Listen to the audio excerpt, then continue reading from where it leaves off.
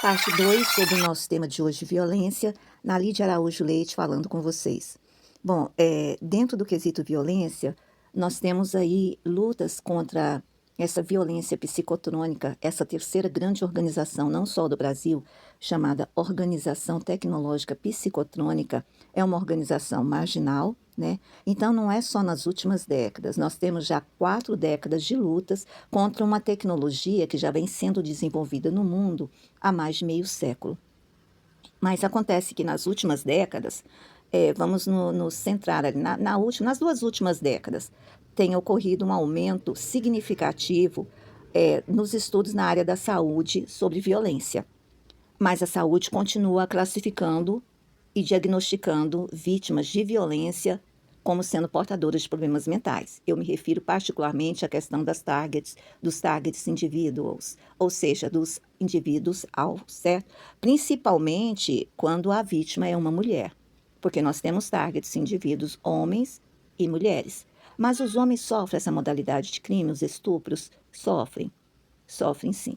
Eu vou dizer, a dor não é menor, a resistência não é maior por ser homem, certo?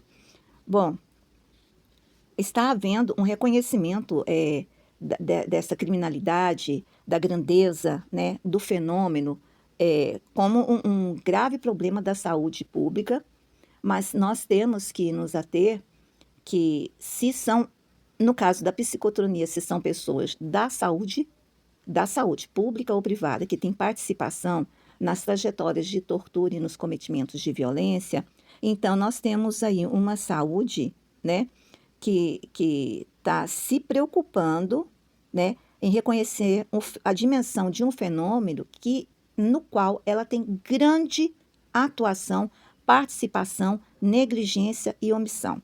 Por que eu digo isso? Porque quando você estabelece um CID para uma pessoa, certo? Você tem que estabelecer um CID, uma classificação da doença correto. Você não pode dizer assim, essa pessoa é louca, o pai deve ter sido, o avô deve ser uma questão genética, ou qualquer outro motivo tem que ser aludido, senão essa pessoa está desenvolvendo um problema devido ao cárcere psíquico no qual se encontra, devido às torturas às quais está sofrendo.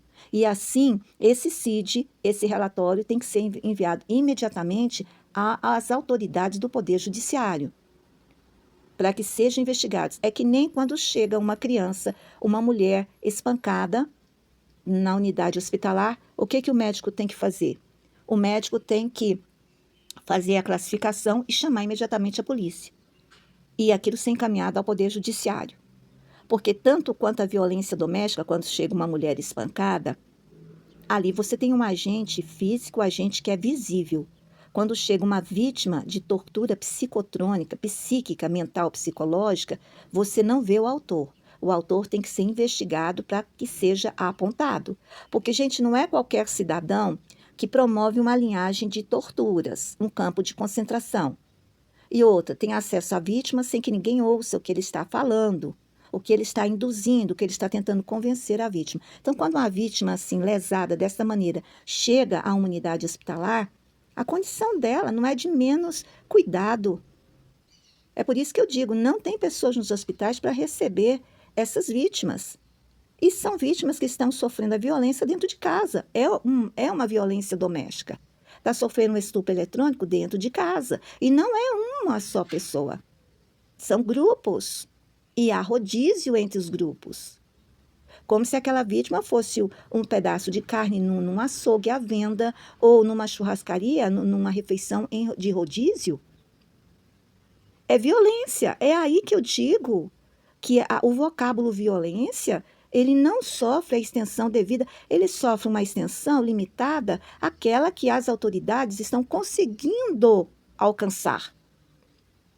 Não existe uma unidade no Poder Judiciário para crimes psicotrônicos. Eu escrevi para Marta Suplicy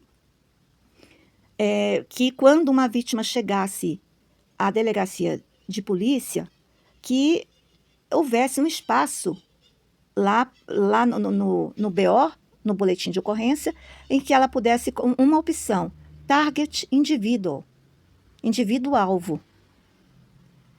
Partindo daquele boletim de ocorrência, os procedimentos seriam outros. Ela chegaria no hospital e no hospital já teria o espaço Target Individual, para que se pudesse ali chamar a equipe capacitada, treinada, orientada dentro da realidade a atender aquela vítima. Porque se não for assim, se não existir também um profissional no IML, nunca como vão conseguir provar todas as lesões sofridas pela vítima?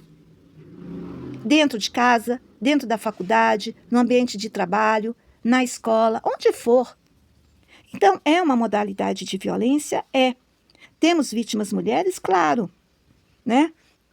Então, essas consequências trazidas à saúde física e psicológica dessas pessoas que sofrem violência, ela não é possível. Ela não é possível. Como é que vai mensurar? Como é que vai comprovar algo que não se investiga, né?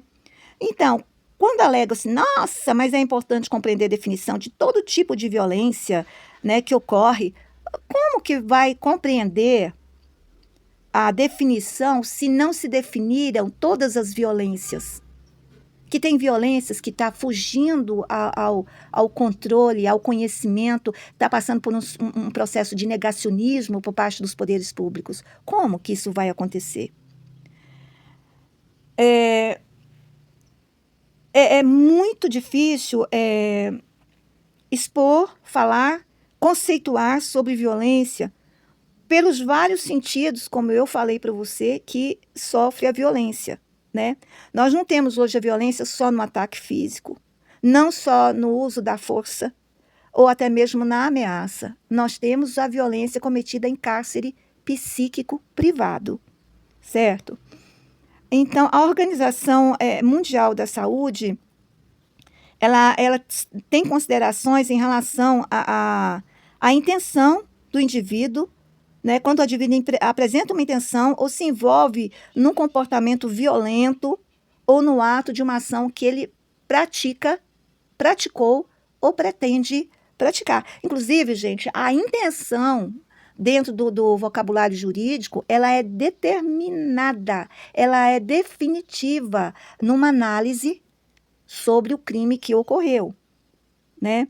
Então, quando você diz assim, na consciência, quer dizer, há um uso intencional da coação, da coerção, da força, do poder, da ameaça contra si mesmo ou contra outra pessoa, grupos de pessoas, não é? Agora, há a possibilidade além da lesão, da morte, do dano psicológico. Esse dano psicológico, ele fica difícil quando se trata de uma vítima de um crime invisível, como é o caso da vítima dos crimes psicotrônicos, dos crimes psíquicos, né? Muito difícil se torna. Então, quando a gente fala em vítimas também, a gente tem que considerar que com todas essas camadas, com todos esses segmentos, as vítimas elas sofrem o impedimento ao desenvolvimento, a todos os desenvolvimentos que ela poderia ter em sua vida, e sofre também vários tipos de privações. Não vive como as outras pessoas ao seu redor, mesmo as mais próximas, não delibera, não decide, ela fica meio consumida em seus direitos fundamentais, ela fica consumida em seus direitos humanos, não é?